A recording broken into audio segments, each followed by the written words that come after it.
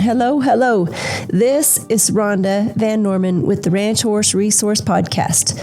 Now, last week we talked a little bit about crossing water or a ditch smoothly and how to get your horse to come into the entrance. But today we're going to talk a little bit more about how to get your horse to stay smooth up on the other side because, well, that's where things can really get silly. Your horse might take a jump with you. He might decide that he's too far behind his buddies, and so he puts every ounce of energy he's got into every fiber of all his hairs, and things get tense. So today, I'm asking my husband Ty what we can do to keep it smooth all the way through the crossing. I'd like to think of these podcasts as more or less family friendly, and today for sure we've got some points in here that I think young listeners might enjoy. First up, we have a story from our daughter Anna, who's now 22, but she's going to tell us a story about when she was younger and riding a horse that when she crossed a ditch, things didn't go that well. So Anna, tell us what happened. In the story I'm going to share today, I was about 8, and my horse Shorty was also 8. Shorty was my step-up horse from old Muldoon, and he was a lot faster than Muldoon. He could trot really fast, and he had a lot of go. Shorty was my number one horse for a long time, but he would occasionally buck with me. And on this day, he was feeling particularly fresh. We were going out to gather some cattle. We trailered down to our unloading spot. It was kind of like a wet, damp morning, kind of cold. So everybody's horses were feeling a little fresh. And so we unload, go through the gate. Everybody gets on. And this one guy's horse was kind of trying to hog around with him. We start out trotting across the field. There's like a little ditch that we have to cross. But there's if you stay on the road, there's not really a ditch. Well, Dad was in the front, and then me, and then these 2 other guys behind us. And Dad just we were trotting, and then he just took off, was loping, going. And I was like, well, I don't really need to lope. But then behind me, one of the guy's horses was starting to buck. So I was like, oh boy, I need to get out of the way. So I go off to the left of the road, and I'm still trotting, and Shorty can trot pretty fast. And so we were trotting at a pretty good clip, and we come across this little ditch that's it's really tiny. But we were already trotting, and we had momentum, so he jumped the ditch. After he jumped the ditch, he started crow hopping. I'm sure he wasn't crow hopping that hard, but hard enough to make my hat pop off. So I get him stopped, and Chris gets his horse stopped bucking, and he comes over and he gets off and he gets me my hat. We're all just kind of waiting for him to get back on. Dad is so far ahead of us, across the field. Anyway, that was the last of the drama for the day that I remember. Hey, thanks, Anna, for sharing that story. There may have been some oops in this scenario, but that's what I like about Ranch Horse Resource. We're bringing to you real stories, real tips and tricks that you can do out there on the ranch. And it doesn't always go 100% smooth. Life just isn't that way. Hey, but our goal is to make it as smooth as we can. So join along with us today as we dive deeper into the issues of how we can get your horse to stay with you, to cross the creek before and even on the other side smoothly, and to not go into those little bucking frenzies.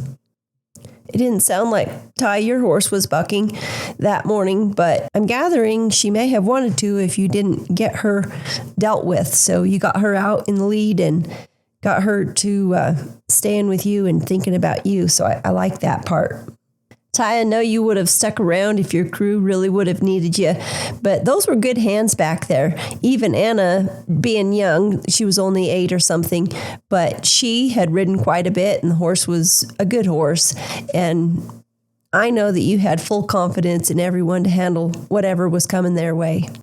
I've missed some bronc rides because I'm in the lead, trying to line my own out. I think we discussed one of those earlier on the runaway episodes.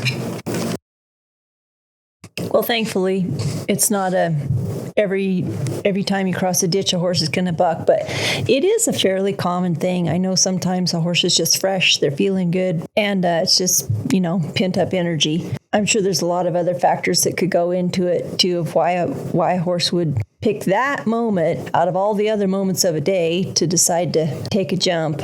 But mostly I want to focus on what we can do to prepare and not have the horse do that. I also understand if a horse has done that for a long time, it might be habit, a pattern, that might be kind of a hard thing to break. But let's focus on the horse that isn't in a habit, and what can we do, Ty, to cross the water and have it be smooth coming up out of the other side when you know the horse is maybe wanting to run off with the others, like in the situation that Anna told about.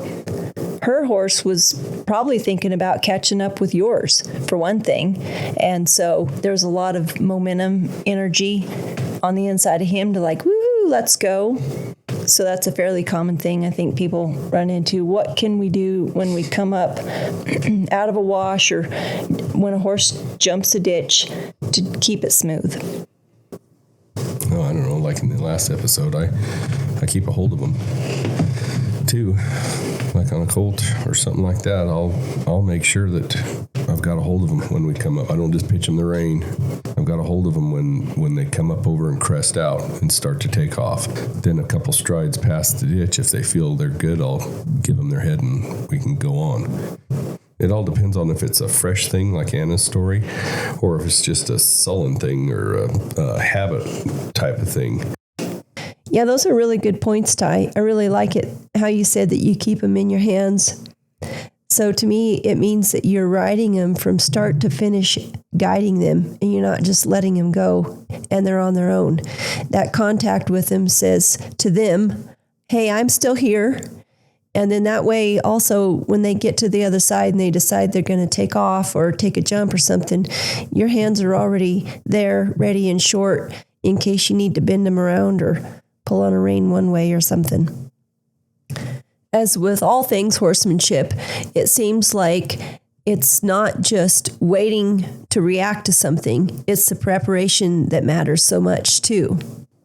So it's starting on what we talked about last week, the collection or the preparing them to step across there.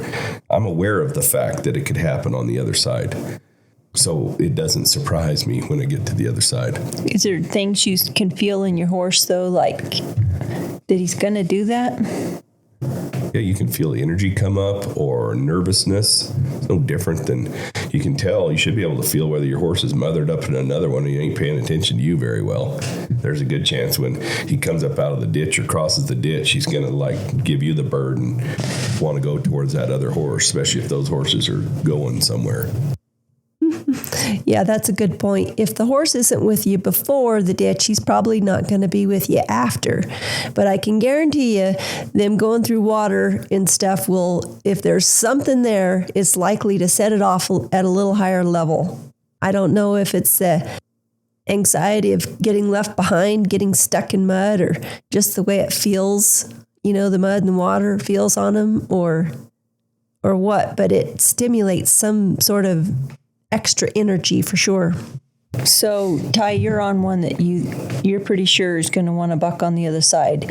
You're going to prepare it to go in smoothly, and I'm going to have him hold of him going in. I'm going to do something to get his attention. I might have to pull his head through his rear end a few times before we get to the bank, and maybe even, it depends on if I have to get aggressive a little bit. I might pull his head through his rear end and stick a spur in him one side or the other, make him hustle his feet and bring him back to reality that he's between my hands and legs, not wandering off with the other horses, so that when I take a hold of him and drive him into that straight line, get that collection and set it up for him to drive across that ditch or water or whatever, and that's going to carry right on through the other side. So that if he tries to take a jump with me, I've got my reins where I've got him hindered. Not to say that he couldn't just build to you and jerk some rein out from under you, but I'm going to be ready to either pull his head around again or straighten him out or get short and drive him somewhere. But his mind has to be coming back to me. So that happens, like I said last week, it needs to start happening 15, 20 feet before you get to there. You should start feeling all that stuff. And if you start paying attention to that, pretty soon you'll be feeling your horse all the time, subconsciously. You know what I mean? If you don't practice it, then you're just going to go along there, stumbling along there, and wonder why you're in wrecks half the time. Anytime a horse starts rearing or elevating or doing something pretty much undesirable with their feet, it's because their feet are stuck somewhere. They're not thinking about keeping their feet on the ground. They're mentally blocked somewhere. So, but part of that's not so much mentally; it's just their feet are trapped. So, crossing that ditch, say you got one that's not wanting to go across, I might do small circles and work my way to that bank and switch directions and stuff until just to keep his feet moving and on the ground. So then pretty soon I can hopefully he's getting to stay in between my hands and legs, and he's moving forward and he's thinking about going forward, so that when I stick that obstacle in front of him, he's, like I said, if you haven't prepared him somewhere else too, that's even harder. But I guess you can prepare them there. You might be behind everybody else as far as if they're dependent on you to do a job. As with all things horsemanship, it seems like it's not just waiting to react to something. It's the preparation that matters so much too. The main thing is, I guess, you're going to have to experience some things in order to be aware of them. Like when Shorty crow hopped with Anna. I don't know that she'd had that happen before, but I guarantee you now, every time she sees a ditch coming or something, she probably remembers that story and sees how her horse is feeling. You know, just starts to feeling of her horse to see if he feels fresh or, you know, what are the little warning signs. Sometimes you have to live through one of those deals in order to know what somebody can tell you, but until you experience it for yourself, you don't really have a grasp of it. And you get some experience and you start remembering what went on right before whatever happened.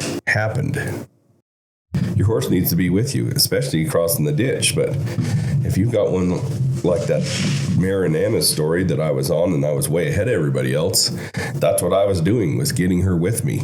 She wanted to be with everybody else's horse. So we were going somewhere where she was out front and had to be working it, doing her job as far as staying where I wanted her.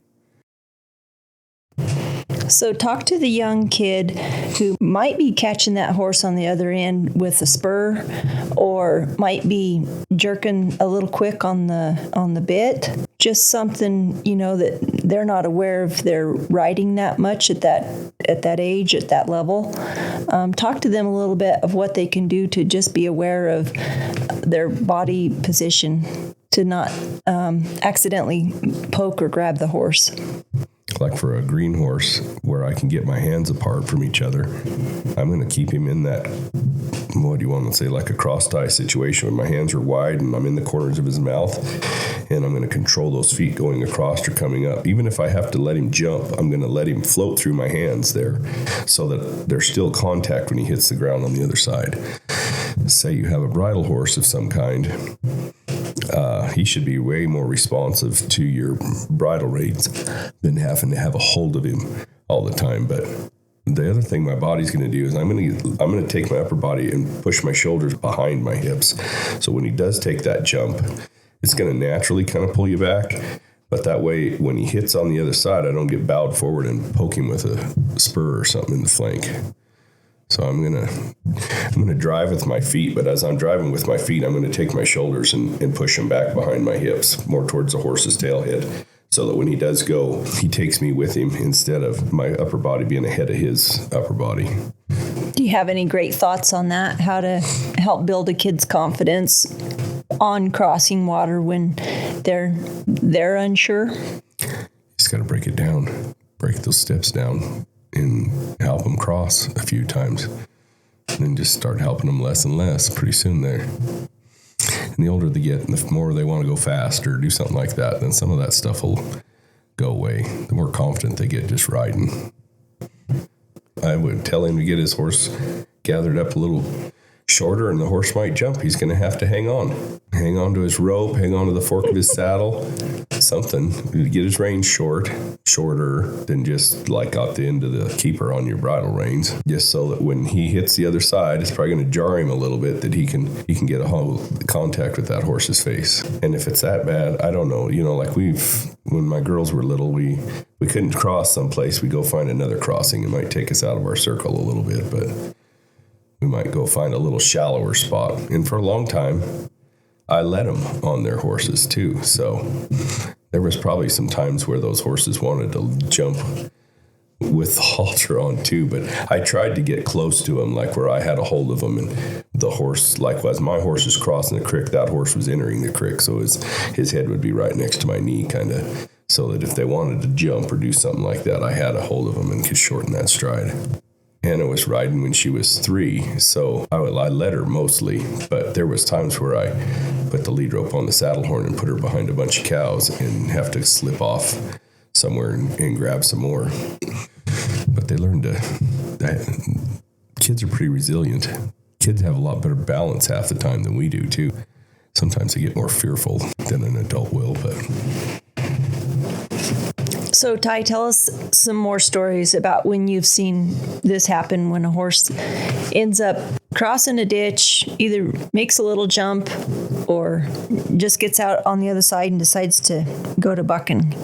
No, I don't know if I've had any build to me. I've had some jump a ditch or jump a badger hole or some weird thing in the ground, and then take a couple little jumps.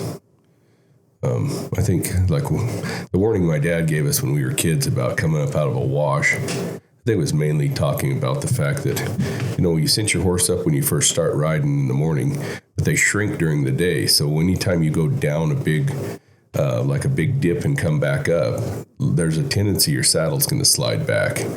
And then right when they crest out, that back cinch hits them in the flank, closer to the flank than where it should be or something.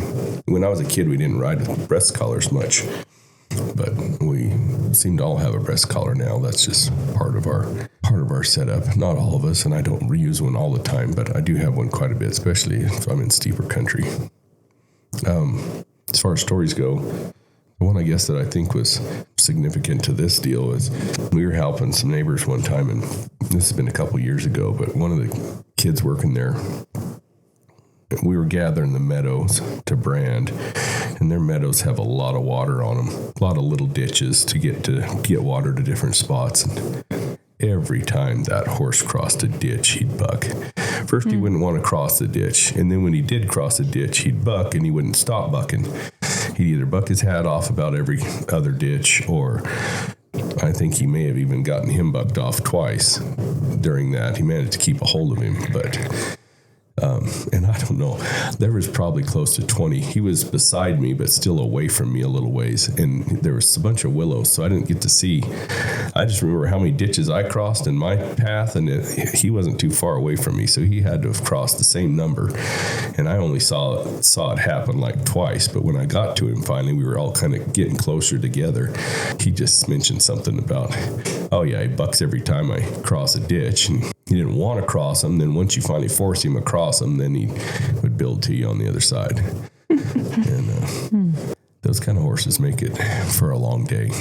And honestly, I don't really know how the kid that day, how you would get away with it, because stepping down in those ditches there, I was even having to get my horses to jump them because they were really deep, and if they weren't deep, they were boggy.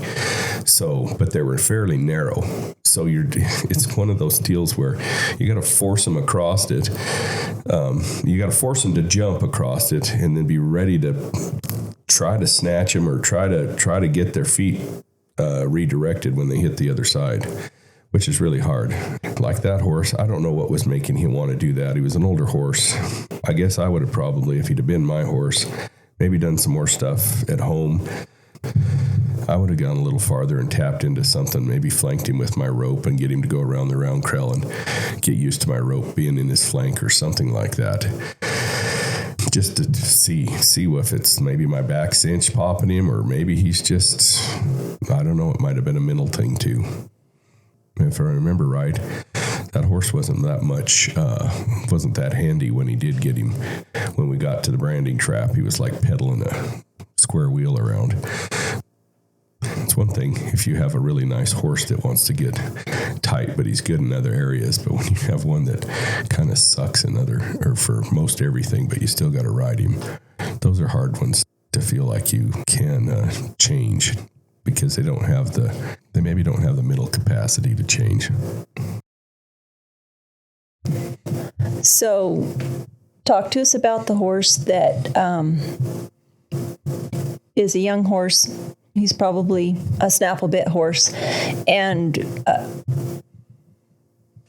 it's not so much about the rider this time, but we're trying to help the horse be with you. You know, what happens a lot of times on the other side of the ditch, the horse's mind goes with the other horses. It decides it's going to do its own thing, whether it bucks or just wants to run and kick up or whatever.